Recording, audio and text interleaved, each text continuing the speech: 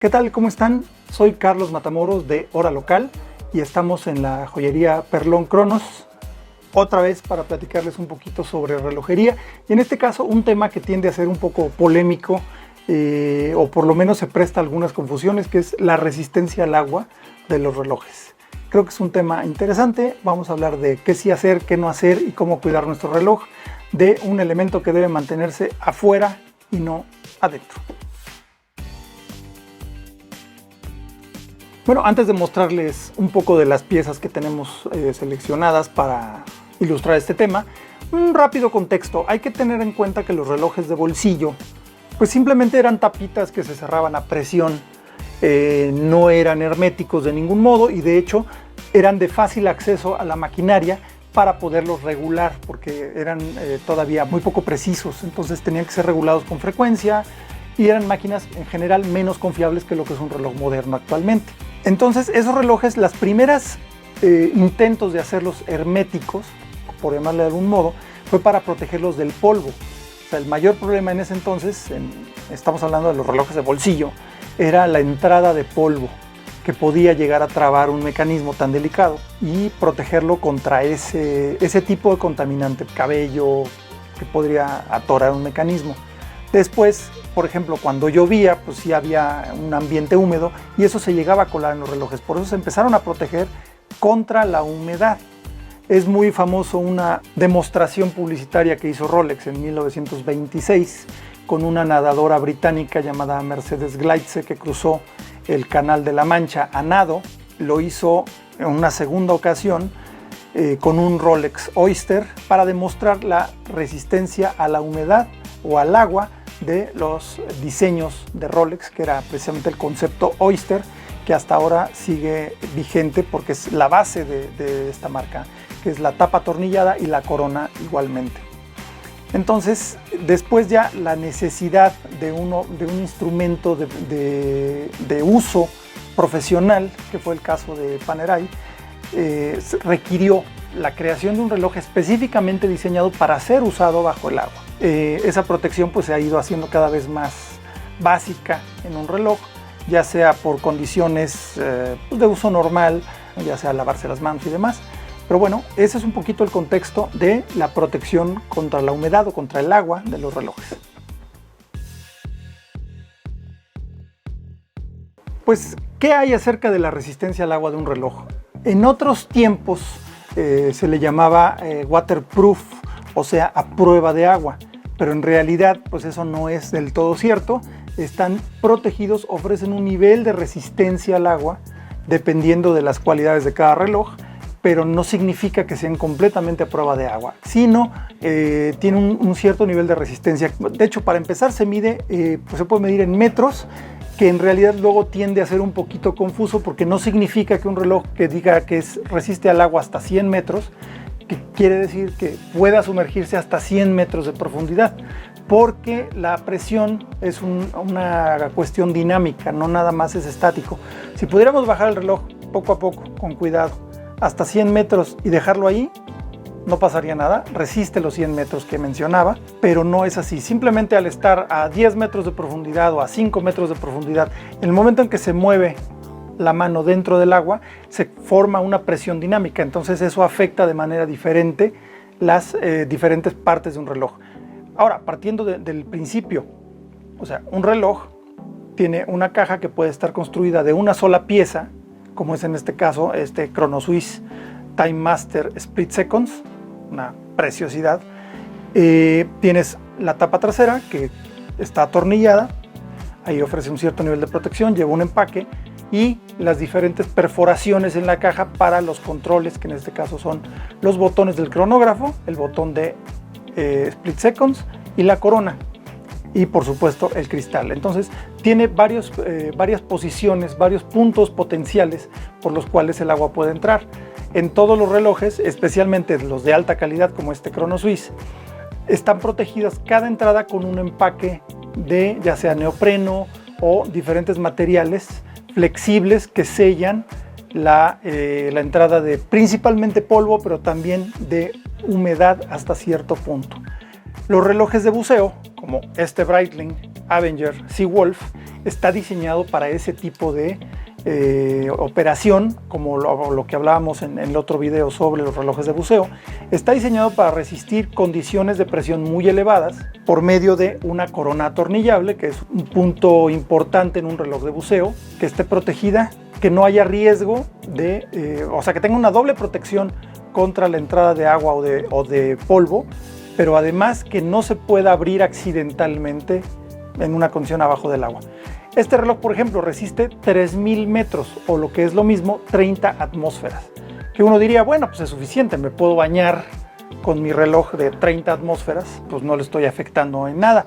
Pero no, aquí hay un tema importante. Si bien la regadera no ejerce una presión tremenda, sí provoca puntos de presión a medida que le vaya cayendo, pero aquí lo más interesante, lo más preocupante al usar un reloj en una regadera es el jabón o el shampoo, que son materiales que resultan corrosivos para los empaques, ya sea de neopreno o de hule natural o de caucho, los resecan, y un empaque que se supone que su función la hace gracias a que es flexible. Si deja de ser flexible, si se endurece, se vuelve quebradizo, y ahí es donde tenemos un problema de entrada de humedad. Otra cosa importante también es la temperatura. El agua a mayor temperatura genera vapor.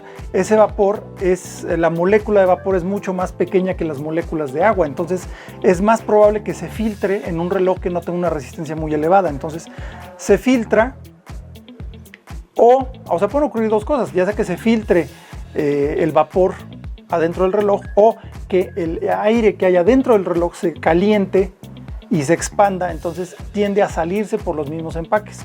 Volviendo al tema de los cronógrafos, habiendo dejado claro la cuestión con los relojes de buceo, en un cronógrafo había mencionado como este Time Master de Chronoswiss, Time Master Split Seconds, que tenemos varios pulsadores. Pero este reloj, por ejemplo, es un Tudor Heritage Chrono, que tiene las características de un reloj sumergible, que es la corona atornillada, la caja Oyster inspirada en los diseños de Rolex, la tapa completamente atornillada, la caja hecha de una sola pieza y cristal de zafiro arriba, que es algo ya común en todos. Pero tenemos todavía el punto vulnerable de los pulsadores. Pero en este reloj hay una protección adicional si es que es requerido que se sumerja, y es esta rosca en los pulsadores que permite bloquearlos. Al atornillarlo hasta el fondo,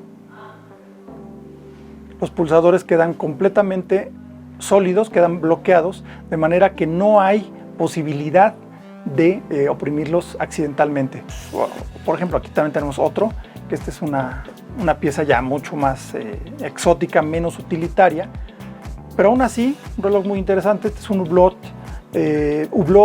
Big Bang único, cronógrafo, un mecanismo de manufactura con una operación súper suave, que eso me sorprendió un poco, no recordaba que fuera tan suave. Y pues volvemos a lo mismo, tenemos varios puntos vulnerables, aunque este reloj está a la mitad entre los otros dos que habíamos mencionado, porque tiene la corona atornillable como reloj deportivo, que es reloj de inspiración deportiva, pero los pulsadores no tienen ese bloqueo, lo cual no importa mientras no se opriman o no se intente oprimirlos debajo del agua. También fondo transparente de zafiro, y la caja no es atornillada completamente a rosca, la tapa lleva tornillos independientes. En el caso de un reloj complicado, si bien este Blancpain Villeret de calendario completo no tiene tantas perforaciones, solo tiene la corona, todas las funciones se operan en base a la corona, tenemos indicador de día, mes y la fecha por medio de una aguja que nos indica alrededor, un date pointer que se llama. Entonces, y un indicador de fase lunar y segundero a las 6. Pero ¿qué pasa con un reloj de estos? O sea, es una pieza de microingeniería sorprendente. Tenemos aquí un decorado exquisito en el mecanismo. ¿Qué necesidad tenemos de sumergirlo? Y mucho menos meternos a la regadera con algo así, porque igual la humedad le afecta. Como es un reloj de vestir, no tiene la corona atornillada, las correas de piel jamás se deben de mojar. Eso es algo que hay que tener muy en cuenta. Por eso los relojes sumergibles de buceo tienen una correa de caucho natural que resiste la humedad, no es completamente impermeable, igual que la de este Chronoswiss, o un brazalete de acero como este.